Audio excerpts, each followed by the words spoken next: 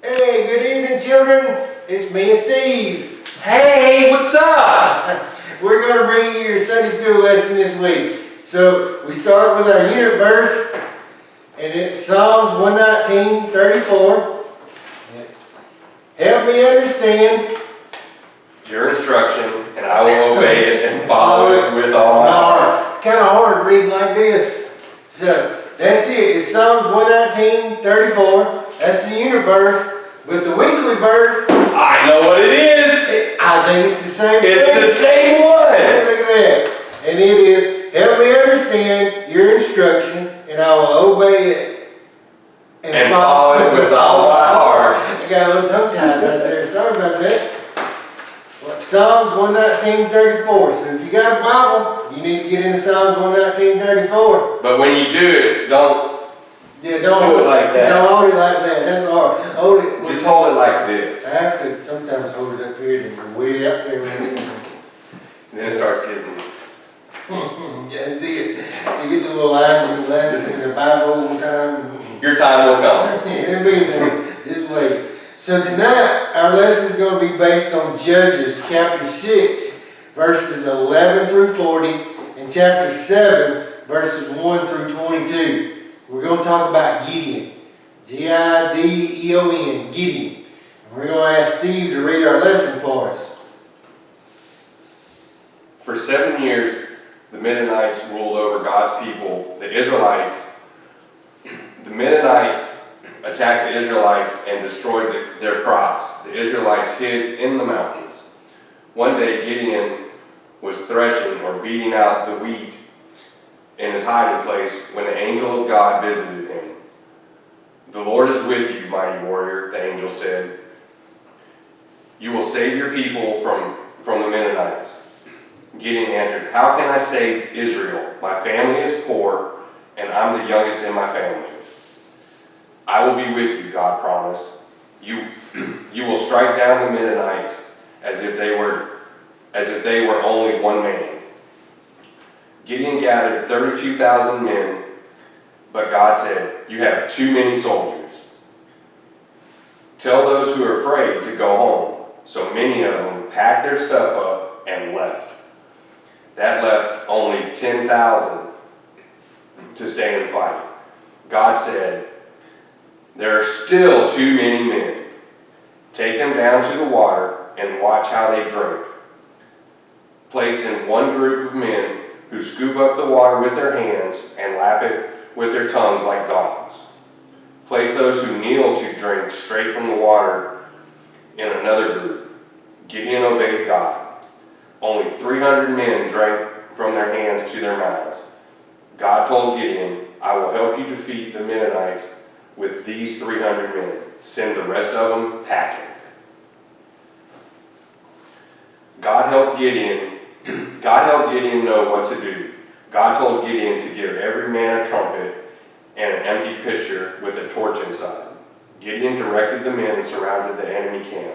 When Gideon blew his trumpet, the men broke their pitchers, blew their trumpets, and shouted, "For the Lord and for Gideon." The Mennonites were terrified. God confused them, and they began to fight one another and run away. The battle was won. So Gideon, the thing that says Gideon obeyed God. God called Gideon to go to war, and Gideon did it. But we have to start in the very first of it. It said Gideon was thrashing wheat. Usually you thrash wheat out in the open to where the wind can blow some of it away and you're just left with the seeds. But Gideon, he was in a hiding spot, so he was having to do it in a wine press. Press it down, get all the seeds from it and all that. And it's surprising because Gideon was hiding that the Lord said, "I am with you, you valiant warrior." You know, we have speed limits, we have dress codes, we have corporate policies, we have manners. Don't put your elbows on the table. Homeowner associations that tells you where you can put your trash can, how your garage door can go up. How high your grass can be. Yeah, and all that. Elevator etiquette, you don't get in the elevator and do some stuff in there while other people are in there. We get frustrated at that. It can sometimes seem unending stream of do's and don'ts. Sometimes people, even Christians, view God and His command as fun busters. As we grow up and mature in our faith, we come to realize that God and His commands are not fun busters. In fact, God is exactly the opposite. He created from it. We can listen to and obey God because His ways are perfect and good. By listening to and obeying God, Gideon experienced firsthand God's wisdom and power. When God called Gideon, he was thrashing the wheat. He was hiding. An angel to the Lord spoke to Gideon, calling him a valiant warrior and assuring him that God was with him. Gideon's response would probably be the same response that I would give God. I can't do it. I'm little. I'm weak. I'm not strong. I can't go to war. Well, that's what Gideon did. But God reassured him. He said, I'm with you. I will be with you. We will fight these men together. Well, in the lesson it tells us Gideon came to the battle with 32,000 men. Man, it's a lot of people. It is a lot of people, a whole bunch of people. But Midianites, they were weak. They didn't have that many people. They didn't have 32,000 men. So Gideon was sure if he took 32,000 men, he was going to win this battle straight out, fight on, head on, and he was going to win. But God said, no, you're not going to take that many men. That's cheating. That's cheating. So he said, send the people home that were scared. I'd have been the first one that shot my hand up, both hands right quick. I'm scared. Let me out of here, please. Well, some left, some packed their stuff, some went home. God wasn't angry at those people, you know. He told Gideon, he said, let them go. Don't say anything to them. Just tell them they can leave. Well, that left it at 10,000. Well, that was still too many people, God thought. Well, God told Gideon, said, take them down to the water. Watch how they drink. Do they bend down? Do they reach down and cup the water and lap it like a dog? Or do they look down and drink it straight from the stream? Well, you want to know what they were looking for? Well, if you've ever watched anybody cup some water and bring it to their mouth when they're drinking, what are they doing? They're looking out here, they're looking there, they're looking over there. They're keeping the whole surrounding areas in their vision. The people that drink and lean down and drink straight from the stream, they got tunnel vision. They're looking at one place and one place only. Their reflection. Their reflection in the pool of water. I'm pretty, I have to look at it. But it only left 300 that could look out and could see the whole perspective and all of it. So God told Gideon, said, you take those 300 men and you will defeat them as one person. You know, you're not fighting the whole army, you're fighting one person and you're going to defeat them. So they stuck up to the camp during dark. So hold on. He went from 32,000 people to 10,000 to 300. That is correct. It is correct. That's like Walmart saying they've got free TVs. 32,000 people show up. Oh, wait a minute. TV's going to cost a little bit of money. So some people leave and you got 10,000 still wanting to pay a little money for a TV. Then they're going to be like, TVs are $500. Well, everybody with 300 people leave. Yep. Credit cards. Credit cards. So, but they snuck up to the camp in dark. Well, it doesn't say they snuck around with flashlights on. I'd have to have a flashlight. Both two of them. We'll find my way. I'd be, into a tree and scream out and all that. But no, they snuck up to the camp. See? Yeah, there you go. I can see it better now. But they snuck up to the camp in dark. They had a pitcher, a clay pitcher that held a lantern, a piece of burlap on a stick that they would light. And they had a trumpet. And Gideon said, when I blow my trumpet, you break your pots, you light your torches, and you blow your trumpets. And they did. Gideon did it. They all broke their pots, they lit their torches, and they played their trumpets. And what did they scream? I lost it. Here it goes. They screamed for the Lord and for Gideon. They screamed that as all their trumpets were playing, as they were lighting the torches, as they were breaking their pots. The Midianites, they were in their tents. It confused them. They were scared. They got up. They stumbled into each other. And it was so confusing that they started fighting each other. They were fighting their friends. They were fighting their foes on the same side. They were so confused, and Gideon won the battle.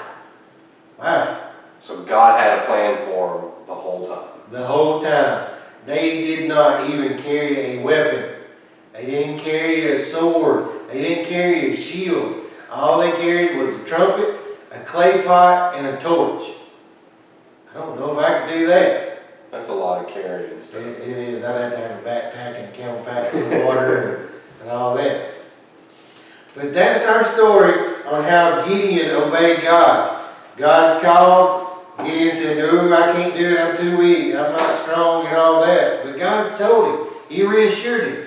They sought out his men. And they went in without any weapons and they won the war.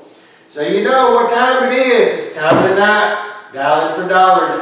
That's right. Dialing for dollars. Dialing for dollars. Which means you're doing the payout, right?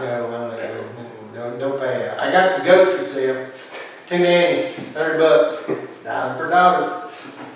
All right, question time. Are you ready for this? Who is? Who called Gideon a mighty warrior?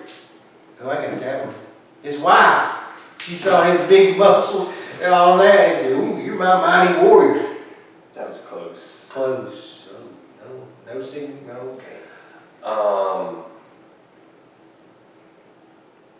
Could it have been maybe the angel? It could have been an angel. An angel appeared to Gideon and called him a mighty warrior. Said that you're going to go fight a war for God and all that.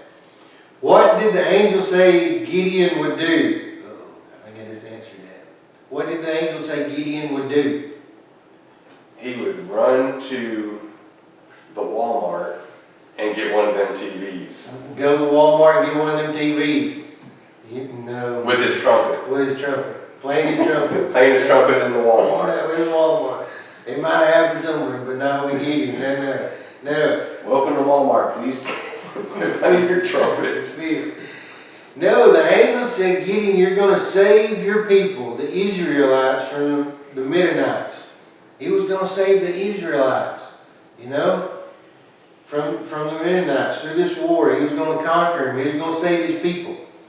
How big was Gideon's army at first? Oh, yes, Steve, you got that? 300. 300. No, And then he moved it up and went to 32,000. No, I think that's in reverse right there. My bad. Let me. I got to turn the book upside down to read that. Okay. Now I got it. I got it. All right. What was the number at first? It was 32,000. How many soldiers remained with Gideon and fought the war? 10,000. No, 10,000 was after he said, if you're fearful, you can go home. It was 300. 300. 300. Mark that in my book. 300. It was 300. You know, after they lapped the water from their hand or drunk straight from the babbling brook. After they were done looking at themselves in the The water. reflection. If you pat it, you go wee wee wee.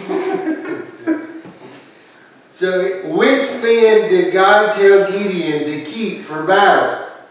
They were at the water. God said, go to the water, watch them drink. Which men did he tell Gideon to keep? I think I can answer this one. The ones that went swimming. No, the ones that weren't waterlogged. Waterlogged. The ones that weren't waterlogged. That's right. They must have drunk a lot of water. Your fingers get pruned when you stay in the bathtub. Little squeezy ducky. So, no, it's the ones that drunk from their hands. Why did I say they drunk from their hands? Because they have vision. Look everywhere. They look everywhere. They look straight ahead. They look to the left. They look to the right. They knew if somebody was coming around and all that. So that's why God said use them. I wonder if they had those glasses. Remember? The flip up kind? No, the ones they were like in the 80s when they had the mirrors for the bicycle. Oh yeah, they got the little rear. So they could look out that way, and then they could look in their glasses and look out that way. Yeah, it's so confusing. Just trying to look behind you. What items did Gideon's men carry with them? They all had their cell phones. Yes, they did. A couple of them probably had iPads. iPads. You had to have at least one satellite phone. satellite. Yeah, Because you probably didn't have cell service out there. you didn't, that farm land, it didn't have. Yeah, no cell service, or maybe like 1G or something. Yeah. They didn't need to have any, like a flashlight, because that was on their phone. It was on the phone, yep. I think that was about, oh, maybe like a backpack or something. Backpack with a little water Yeah. spout. And then like a little travel pack with your toothbrush and your toothpaste. Shave every morning. Yeah. I don't think they had cell phones way back in them days. All they had was camels. So, no, it wasn't cell phones and all that. What about a trumpet? Did they play a trumpet? What about torches? You know, the stick with the burlap they lit up. And what about the clay pitchers? You know, what did they do? They had drawings on those pictures. I think they painted the little, you know, The little camel. little camel, little scorpion, wind, dust, and all that blowing through. It was a nice, pretty picture. The hair flinging in the wind and stuff, you know. But they carried the torches in the pictures and their trumpets. And when Gideon said, "I play my trumpet," you smash your pitcher, light your torch, and you play your trumpet. And that's what they did. So they had a concert basically. They did. They had a big, loud concert. Yes. Yeah. I don't know what note or what song It they was, played. they probably had social distancing then, They did. 6 feet apart, tents, playing their trumpets, playing their trumpets. throwing or breaking their pictures. I tried to play trumpet once. A cow showed up at the door. I didn't try again. I didn't. Sorry. One and done. One and done. That was it. Yes. So, what happened when Gideon and his men shouted? You remember? They shouted. Gideon played his trumpet. They played their trumpet, broke their pitchers, lit their torch, and then they all shouted for the Lord and for Gideon. So what happened when everybody shouted that? The Mennonites did like this. They covered their ears. It was so loud. Or they thought it was supper time, and they went to get the beef stew out, and they ate a little beef Maybe stew. when they broke the pitchers, they thought it was the dinner bell. It may have been ding, it's dinner time. They started eating. Come and get it! Hey, welcome to Moe's. No, it confused everybody. You know, God confused them when they did this. They shouted for the Lord, for Gideon. It confused them. So they started running into each other. It was dark. They didn't know who was who. So they started fighting each other. So the street lights weren't on. Street lights were not on. City didn't pay their bill at that time. Mm. Yes. So they started fighting each other. And Gideon and his men, they didn't have to do anything but just sit back and watch. And then the war was over. It was won. It was won by God. And they didn't have to carry any swords, any shields, or anything to war. So, that's our lesson. That's our questions. Everybody did an awesome job, but me, I got several of them wrong. I need to study it. I got a lot of them wrong. So, y'all did outweigh us by a lot. But as we leave you tonight, can you obey God? If God calls you, say like you're Gideon, and he calls you and say, "Hey, we're going to go to war." We're not actually, going to go to war, but we have a war now going on that you need to live your life so others may see Christ in you. If God calls you to do that, you think you can do that? That's the burning question of the week. And until next week, y'all have a good week.